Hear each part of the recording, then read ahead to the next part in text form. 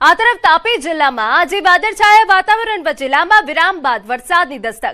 વાવણીનો સમય ચાલતો હોવાથી ખેડૂતો આનંદમાં. મેઘરાજાની બીજી ઇનિંગ શરૂ થતા વાતાવરણમાં ઠંડક. તાપી જિલ્લામાં સવારથી લઈને સાંજે 4 વાગ્યા સુધીમાં અંદાજે 1 ઇંચ વરસાદ પડ્યો. વ્યારા, વાલોડ અને સોનગઢ સહિત ગ્રામ્ય વિસ્તારોમાં ક્યાંક ધીમી ધારે તો ક્યાંક વરસાદી ઝાપટા પડતા ખેડૂતોને રાહત. અરવલ્લીમાં વરસાદ ખેંચાતા 1 લાખથી વધુ હેક્ટરમાં થયેલા વાવેતર પર સંકટ ઊભું થયું છે.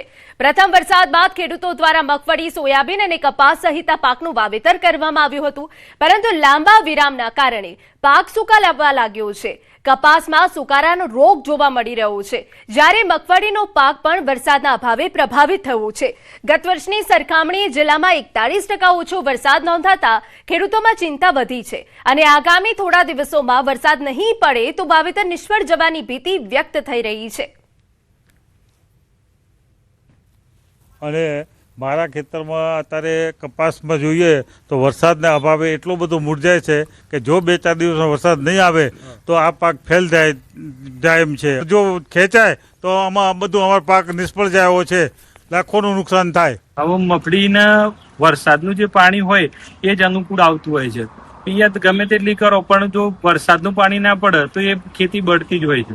તો અત્યારે હાલ એવી સંકટ ઊભું થયું છે કે વરસાદ પડતો નથી તો જે વાયેલી ખેતી છે એ બળી રહેલી છે. અને આના લીધે એવું લાગી રહ્યું છે કે જો વરસાદ આ જ રીતે કરશે તો ખેતી 100% નિષ્ફળ જાય એવું લાગે છે. ઉત્તર ગુજરાતમાં જે પ્રકારે વરસાદ ખેંચાયો છે તેના કારણે ખેડૂતો મોટી મુશ્કેલીમાં મુકાયા છે. અરવલ્લી જિલ્લાની વાત કરીએ તો અરવલ્લી જિલ્લામાં 1 લાખથી વધુ હેક્ટર જમીનમાં ચોમાસાની આશાએ વાવેતર કરવામાં આવ્યું છે. દ્રશ્યો બતાવીશ કે આ તરફ જે મગફળીનું વાવેતર કરવામાં આવ્યું છે તેમાં હવે ડ્રીપ ઇરિગેશન દ્વારા જેનો સહારો લઈ અને ખેડૂતો હાલ પોતાનો જે પાક છે એને બચાવી રહ્યા છે. 1 અઠવાડિયું વીતી ચૂક્યું છે અને આ સંજોગોમાં વરસાદની કોઈ આશા અપેક્ષા નથી, કારણ કે ચોમાસુ પાક માટે અવિરત વરસાદની અપેક્ષા રહેતી હોય છે. આ તરફ તો પાક બતાવીશ કે આ કપાસ વાવેતર કરવામાં આવ્યું છે અને કપાસના વાવેતર વચ્ચે જે છોડ છે એ છોડ સુકાવા માંડ્યા છે અને જે છોડની હાલત આપ જોઈ શકો છો કે જે એનો વિકાસ થવો જોઈએ એ વિકાસ થતો નથી, તેના કારણે જે છોડ હાલ બગડવા માંડ્યા છે. અને આ સંજોગોમાં ખેડૂતો એ મુશ્કેલીમાં મુકાયા છે કે વીઘા દીઠ 5 થી 10 હજારનો ખર્ચ હવે માથે પડી રહ્યો છે. અગાઉ પણ સોયાબીનનું વાવેતર કરનાર ખેડૂતોએ સોયાબીન ઉખાડી અને ફેંકી દીધા છે, જેનું નુકસાન ખેડૂતોને વેઠવાનું આવ્યું છે. અને જે વાવેતર કરવામાં આવ્યું જિલ્લાને તેના માટે ખેડૂતો મેઘરાજાને વિનંતી કરી રહ્યા છે કે અવિરત વરસાદ વરસે જેથી તેમનો પાક બચી શકે. હાર્દિક પટેલ, ન્યૂઝ 18 ગુજરાતી, અરવલ્લી. સમાચારમાં આગળ વધીએ તો ભરૂચના આંબોદ તાલુકા ખરીદ વેચાણ સંઘ ખાતે ખાતર મેળવવા ખેડૂતોની લાંબી કતાર જોવા મળી. ખેતીની મોસમ શરૂ થતા ખેડૂતો આજે વહેલી સવારે જ કૂપન મેળવવા માટે સંઘ ખાતે પહોંચી ગયા હતા. સરકાર દ્વારા ફાળવાયેલા 450 ગુણ ખાતરમાંથી 90 ખેડૂતોને ખેડૂત દીઠ 5 ગુણ ખાતર આપવાની વ્યવસ્થા કરાઈ હતી. જોકે મર્યાદિત જથ્થો અને કલાકો સુધી રાહ જોવી પડતા ખેડૂતોમાં અસંતોષ જોવા મળ્યો હતો અને સમયસર પૂરતા પ્રમાણમાં ખાતર ઉપલબ્ધ કરાવવાની માંગ ઉઠી છે. અમે 4 વાગ્યાના સાહેબ લાઈનમાં ઊભા છે કે ખાતર આવશે કે કેમ એ હજુ કઈ સમસ્યા ઊભી થયેલી છે ને ખાતર મળતું જ નહીં સાહેબ. તો ખાતર મળવા વિનંતી. કેટલા સમયથી ખાતર મળતું નહીં સાહેબ, આવીને લાઈનો મળે છે, લાઈનોમાં ખાતર મળતું નથી. કાલે ઇફકો કંપનીમાંથી એક યુરિયાની ગાડી આવેલી છે અને આજે આ વિતરણનું કામ ચાલુ છે. અને વિતરણમાં જે ખેડૂતો ઉભેલા છે એમને આપણે ટોકન નંબર આપેલા છે અને એક ખેડૂતને 5 યુરિયાની ગુણ પ્રમાણે ટોકન આપીને વિતરણનું કામ ચાલુ છે. એક ખેડૂતને 5. અરવલ્લીના મોડાસા નગરપાલિકામાં સફાઈ કામદારોની ભરતીને લઈને વિવાદ. જૂના કામદારોને બદલે બહારના લોકોને ભરતીના ઓર્ડર અપાતા સફાઈ કામદારોમાં ભારે રોષ જોવા મળી રહ્યો છે. કામદારોએ નગરપાલિકા વિરુદ્ધ મોરચો કાઢી વિરોધ નોંધાવ્યો અને 20 જગ્યાઓ પર જૂના કામદારોને તક આપવા માંગ કરી. નહીં તો આગામી દિવસોમાં હડતાલની ચીમકી ઉચ્ચારી.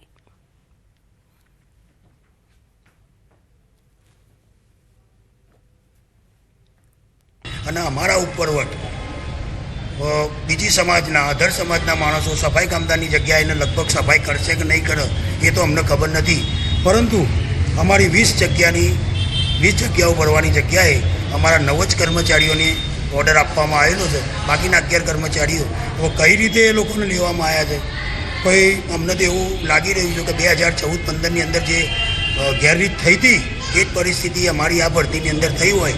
મેં આટલા વર્ષથી નોકરી નગરપાલિકામાં કરીએ બરાબર, અમને કોઈ લાભ થતો નથી અને અમને એવા ઓર્ડર વાલે પ્રમુખનો ઓર્ડર વાલે અમને નગરપાલિકા કોઈ માન્ય લીધું નહીં એમના માથે, બરાબર? તો અમે જે સાથે મને જે કોમ કીધું અમે કરવા તૈયાર છે, તો એમ મને કોઈ એમનો હક ના મળે, મને કોઈ રજૂઆત કરે તો મને કોઈ કરવા તૈયાર નહીં. એમ અત્યારે હાલમાં એ લોકો 9 જ ઓર્ડર આલી રહ્યા છે, બાકીના 11 ઓર્ડરો બીજી કાસ્ટના આલી રહ્યા છે. તો અમે અહીંયા એ માટે ભેગા બધા થયા છે કે અમને અમારા સમાજને ન્યાય મળે અને કોઈ બી સીધા ગાંધી માર્ગે જવાનું થાય તો અમે અમારી તૈયારી છે. સમાચાર વલસાડમાંથી તિથલના દરિયા કિનારે જોખમી સ્ટન્ટ. દરિયાના તોફાની મોજા વચ્ચે યુવકના જોખમી સ્ટન્ટ. રીલ બનાવવા એક યુવકે જીવને જોખમમાં મૂક્યો. તોફાની દરિયાના સામે રીલ બનાવવાનો ચસ્કો જીવલેણ સાબિત થઈ શકે છે. તંત્ર દ્વારા દરિયા કિનારાથી દૂર રહેવા લોકોને કર્યા સૂચન. જોકે તેમ છતાં સૂચના અનાદર કરી લોકો જ કેટલાક લોકો જીવને જોખમમાં મૂકતા હોવાના બનાવો સામે આવ્યા. તો આ તસવીરો અમે આપને બતાવી રહ્યા છે વલસાડનો આ તિથલ દરિયો કે જ્યાં રીલ્સ બનાવવા યુવકે પોતાનો જીવ જોખમમાં મૂકી દીધો. અત્યારે દરિયામાં ભારે કરંટ જોવા મળી રહ્યો છે અને તે વચ્ચે ઊંચા મોજા ઉછળી રહ્યા છે. આપને જણાવી દઈએ તે વચ્ચે જ પ્રવાસીઓને ત્યાં પહોંચવા માટે પ્રતિબંધ મૂકી દેવામાં આવ્યો છે. તેમ છતાં કેટલાક યુવકો ત્યાં હાજર છે અને તિથલના દરિયા કિનારે જોખમી સ્ટન્ટ કરી રહ્યા છે. જોકે આ યુવકો પોતાનો જીવ જોખમમાં મૂકી રહ્યા છે. સમાચારમાં આગળ વધીએ તો સુરેન્દ્રનગરમાં વધુ એક બાળકમાં ચાંદીપુરા વાયરસના શંકાસ્પદ લક્ષણો જોવા મળતા આરોગ્ય વિભાગ સતર્ક બન્યું છે. પાટડી તાલુકાના ઓડુ ગામના બાળકના સેમ્પલ લઈ તપાસ માટે મોકલવામાં આવ્યા છે. બીજી તરફ જોરાવરનગરના ગણપતિ ફાટસર વિસ્તારમાં રહેતા એક બાળકમાં પણ ચાંદીપુરાના લક્ષણો જોવા મળ્યા હતા, પરંતુ તેનો રિપોર્ટ નેગેટિવ આવતા તંત્રએ રાહતનો શ્વાસ લીધો છે. ઓડુ ગામમાં આરોગ્ય વિભાગની ટીમે દવા છંટકાવ સહિતની જરૂરી કામગીરી હાથ ધરી છે. અમારા સંવાદદાતા અક્ષય વધુ વિગતે વાત કરવા જોડાયા છે. અક્ષય, પૂરી અપડેટ. જી, ચોક્કસથી વાત કરવા તો સુરેન્દ્રનગર જિલ્લામાં ફરી એકવાર ચાંદીપુરા જે વાયરસ છે એના જે લક્ષણો છે 2 બાળકોમાં જોવા મળ્યા છે. એક ગણપતિ ફાટસર વિસ્તાર છે, ત્યાંના એક બાળક છે જે અંદાજે લગભગ 4 વર્ષનું બાળક છે, તેનામાં ચાંદીપુરા વાયરસના લક્ષણો જોવા મળ્યા હતા. તેના બ્લડ સેમ્પલ સહિતની જે છે લઈ અને તંત્ર દ્વારા કામગીરી કરવામાં આવી છે. તાજેતરમાં જેનો રિપોર્ટ આવતા આ બાળકનો રિપોર્ટ છે નેગેટિવ આવ્યો છે. જ્યારે પાટડી તાલુકાના ઓડુ ગામના એક 7 મહિનાની બાળકી છે તેનામાં આ પ્રકારના લક્ષણો જોવા મળ્યા છે. તેને લઈને હાલ આરોગ્ય વિભાગ દ્વારા યુદ્ધના ધોરણે દવા છંટકાવ સહિતની જે છે કામગીરી કરી છે. બાળકીના રિપોર્ટને છે એ આગળ મોકલવામાં આવે છે. રિપોર્ટ આવ્યા બાદ જે છે વધુ વિગત ખ્યાલ આવશે.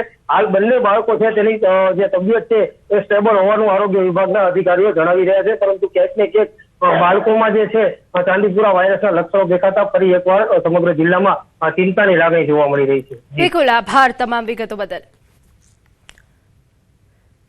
સમાચાર વડોદરામાંથી સયાજીગંજ પોલીસ સ્ટેશન વિસ્તારમાં નજીવી બાબતે લઈ 2 પક્ષ વચ્ચે બબાલ સર્જાઈ. બંને પક્ષો વચ્ચે ઉગ્ર બોલાચાલી બાદ મારામારીની ઘટના બની.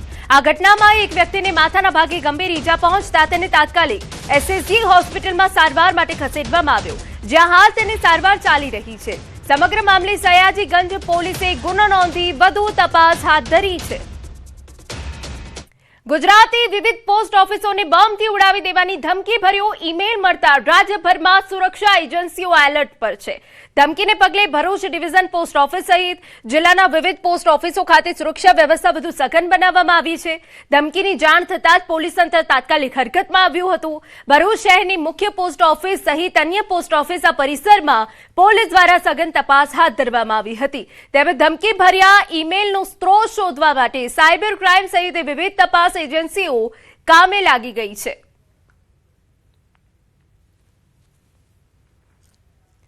ડાંગમાં એનડીપીએસ એક્ટ હેઠળ પોલીસે મોટી કાર્યવાહી. No drugs in south Gujarat અભિયાન હેઠળ ડાંગ એસઓજીની કાર્યવાહી. વઘઈ પોલીસ મથક વિસ્તારના ચિકટિયા ગામેથી એક આરોપી ઝડપાયો. આરોપી પાસેથી 692 ગ્રામ ગાંજો જપ્ત કરાયો. અંદાજે 34,000નો ગાંજો જપ્ત. એનડીપીએસ એક્ટ હેઠળ ગુનો નોંધી આરોપીને વઘઈ પોલીસે સોંપાયો. વઘઈ પોલીસ સ્ટેશન વિસ્તારમાં આવતા ચિકટિયા ગામમાં એક આરોપી પાસે 692 ગ્રામ ગાંજા મળી આવેલ છે, જેમની રફલી કિંમત થાય છે 34,000, અને એમને આ મુદ્દામાલ જપ્ત કરીને અને આરોપીને અટક કરીને વધુ તપાસ માટે વઘઈ પોલીસ સ્ટેશનમાં સોંપવામાં આવે છે. જૂનાગઢ જિલ્લાના કેશોદ તાલુકાના સાંગરસોલા ગામમાં વીજળીની સમસ્યાથી લોકો પરેશાન થઈ ચૂક્યા છે. ગામમાં વારંવાર વીજ ફોલ્ટ થવાના કારણે ગ્રામજનો ભારે હાલાકી ભોગવી રહ્યા છે. પીજીવીસીએલની કામગીરી સામે સવાલો ઉઠાવ્યા છે. ગ્રામજનોનું કહેવું છે કે ચોમાસા પહેલા ગામના બે મુખ્ય વિસ્તારોમાં જૂના કેબલ બદલાવવામાં આવ્યા નથી, જેના કારણે સામાન્ય વરસાદ કે પવનમાં પણ કલાકો સુધી વીજ પુરવઠો ખોરવાઈ જાય છે. વળી રજૂઆત કરવા માટે ફોન કરવામાં આવે તો અધિકારીઓ ફોન પણ ઉપાડતા નથી તેવો આક્ષેપ ગામ લોકોએ કર્યો છે. તેથી ગ્રામજનોએ ચીમકી ઉચ્ચારી છે કે જો આગામી 15 દિવસમાં સમસ્યાનું નિરાકરણ નહીં કરવામાં આવે તો ગ્રામજનો ટ્રાન્સફોર્મર ઉતારીને કેશોદ પીજીવીસીએલ કચેરીએ ધરણા પર બેસશે. 3 ફેર લાઇટ ફોલ્ટ થાય. એ લોકોને ગમે તે રજૂઆત કરી તો શું કહે છે કે રિપેરિંગ વાળા બહાર ગયા છે, બીડા ઉપર ગયા, 500 નથી. તો આ અમારે તો માણસો કાંઈ તૈયાર ન હોય, કાજીએ બીનો અમે પગાર નથી ખાતા કે કોઈ અમારી સવાલ તો એને ફોડ લખવો જોઈએ અથવા અમારી વાત સાંભળવી જોઈએ. પછી આ કેબલમાં 20 આંધા છે, આ કોઈક ખતરો છે, કોણ એની જવાબદાર થાય? આ 2 બજારના કેબલ હું કારણે નથી બદલા અને હવે જો 15 દિવસની અંદર આ કેબલ બદલાવવામાં નહીં આવે ને ફોટ પૂરો કરવામાં નહીં આવે તો આ 2 બજારનો ટીસી અમે ઉતારી અને આ 2 બજારવાળા અમે કેશોદ તમારી ઓફિસે મેળવા આવી જશું. સાંગરસોલા ગામમાં કેબલ ઘણો બદલી ગયો છે અને હવે જે કાંઈ ગામ લોકોના રજૂઆત મુજબ જે કાંઈ કેબલ બાકી હશે એ સર્વે કરીને બદલાવી આપવામાં આવશે. સાંગરસોલા ગામમાં ફરી એકવાર વધુ સર્વે કરી અને ડેમેજ કેબલ હશે જે કાંઈ એ બદલાવી આપવામાં આવશે.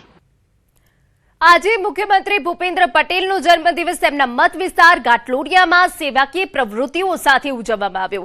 ભાજપના કાર્યકરોએ વિવિધ વોર્ડમાં આયુષ્યમાન કાર્ડનું વિતરણ કરી સિનિયર સિટીઝનને સરકારી યોજનાનો લાભ અપાવ્યો. આજે 108 થી વધુ વરિષ્ઠ નાગરિકોને આયુષ્યમાન કાર્ડ આપવામાં આવ્યા, જ્યારે છેલ્લા 1 વર્ષમાં ઘાટલોડિયા વિસ્તારમાં અંદાજે 8000 સિનિયર સિટીઝનને આયુષ્યમાન યોજનાના લાભાર્થી બનાવવામાં આવ્યા.